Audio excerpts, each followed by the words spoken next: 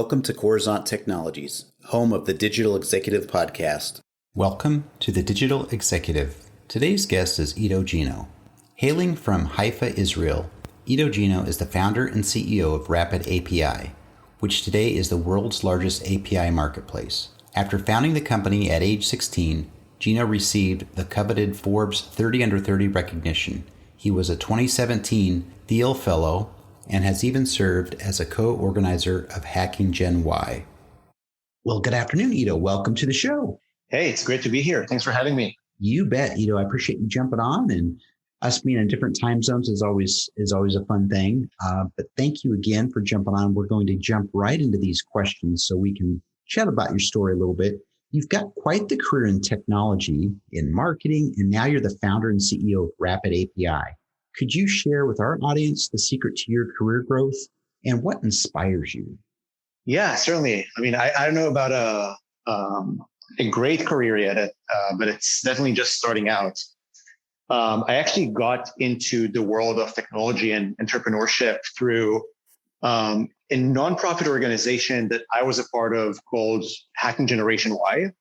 And our core belief there, so this was a few years ago, our core belief was that software development and programming are essential skills that every person needs to have, kind of regardless of the profession you're going to go into. So, I mean, obviously, if you want to be a software developer, you need to have those skills. But even if you're going to end up being a biological researcher, for instance, a lot of that is now done in a very data-centric way where knowing how to work with computers and be a power user is a huge advantage. So those computer skills and programming skills are essential, but at the same time, schools and universities are actually not that great at teaching them. And I think that we thought that a lot of what they're lacking is actually being able to connect the theory of programming and computers into the practice of it. So into actually building something useful. So yeah, they'll teach you the algorithms in the background, but that seems very distant to a lot of people until you actually see how it relates to the real life creation of apps, of games, of websites, or anything else they are going to work on. So what we did there is we organized a series of hackathons around the world, which basically gave people the opportunity in 36 hours to learn the very basics of computer programming and then create like an app or a game or a website. So something real during those events that they can then go and share with the world and kind of be able to see the really awesome things that you can create with software once you know how to program that. And that would be the catalyst that would get people to go back home and learn more about software development and programming. So that was kind of my first foray into this world. And as part of that, we developed a tool. Back then it had a different name, what later became RapidAPI, to basically enable developers to more easily leverage APIs. And in essence, what APIs are kind of like Lego pieces or blocks that developers can use and embed into their application to add more functionality to it. So if you're building an app and you want to send a text message, or you want to send an email, or you want to store images, or you want to show a map, you could build all of these things from scratch, or you could just connect to an API. They'll give it to you out of the box. And we figured that's a great way to help people, especially newbies to software engineering, be productive quicker. So we wanted to make it easier for them to find and connect those APIs, and stood up what in essence was a marketplace of these APIs. And over time, between those events, we saw that it was a very helpful platform, even to developers outside of the hackathons that we're organizing.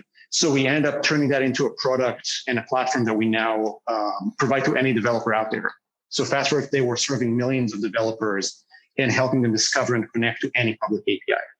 Love that story, Iddo. And, it's funny how technology has really transformed over the last, at least in my career. I've been doing IT for 20 plus years, but Windows 95, for example, was plug and play. That was the new big thing back then, right? And then this low code or no code programming, and it's probably more in the vein that you're working on right now, right? It's just kind of a plug and play. And I really like that story. And you're absolutely right. It's going to help a lot of people to build something that's going to be useful and productive for somebody that's in this space. So thank you for sharing that. I really do appreciate that. And I know our listeners will. So, Iddo, now that the pandemic is starting to lift, hopefully, and we're going to go back to some sort of normalcy, what are your plans for business growth going forward? And will it be any different than the last 16 months? Yeah. So the last 16 months have certainly been challenging. And I know a lot of people had a really tough time, but I also think from a corporation and company strategy perspective, a lot of companies have now realized just how important their digital strategy is. And, especially when you have a pandemic and everybody's locked at home and there is no physical way to serve your customers, you have to have a really great digital strategy or your business is going to plateau. And we're always kind of talking about, as an example of that, a lot of the larger restaurants and fast food chains, where overnight, if mobile and online ordering was maybe a fraction of their business, usually sub 10% before the pandemic, overnight that just became 100% of their business. And that's a huge transformation to undergo in a very short period of time. And I think that with that understanding of just how important the digital channels are, we're seeing a lot of companies investing more heavily now in their software delivery and in their digital experiences. And that's driving a huge adoption of APIs. So that's been a huge kind of boon to the API industry and to Rapid as part of that. And I think that looking forward over the next few months or quarters or years, that isn't going away with the end of the pandemic. That understanding of the importance of digital channels was inevitable. It's been greatly accelerated by the pandemic, but I certainly think it's here to stay with us. You're absolutely right, Iddo. We had a lot of things. In fact, I've talked to many guests on the show that talk about products that they had on their shelves for years, and all of a sudden they had to deploy it overnight. And we really have accelerated a lot of the platforms. So I think we're ready for another pandemic if God forbid that happened, but I think we'll be a lot more ready in the future for these sorts of things. So thank you for sharing your story with RapidAPI. So Iddo, let's talk a little bit more about tech, right? So you're obviously leveraging some new and emerging technologies within your tech stack. Is there anything you might be able to share with us today? Yeah, I think, at the core of it, when it comes to tech, I still view myself as a software developer and I'm still passionate about software development. And one of the things that I've always found to be really cool about the software world is it's a very democratized industry, right? So if you think about developing and delivering new products, if you're in hardware or in construction, the upfront costs are incredible, and not a lot of people can actually go and start new companies in those spaces. You need a lot of capital and a lot of resources for that. But when it comes to software, well, nowadays, anybody with a laptop can write an app or a website or create some sort of piece of software and deliver it through the internet to millions. And I think that that's a really fundamental shift in how we think about who can create and innovate in the market, and as being like a really great democratizer for access to innovation. And as part of that, what really excites me is any tools that lower the barrier for who can create new software and who can code, and help more people tap into that world. So the tools that I get excited about and the new technologies that I get excited about using is anything that helps developers be more productive and helps more people become developers. I love that. Thank you again. And I think that's very important.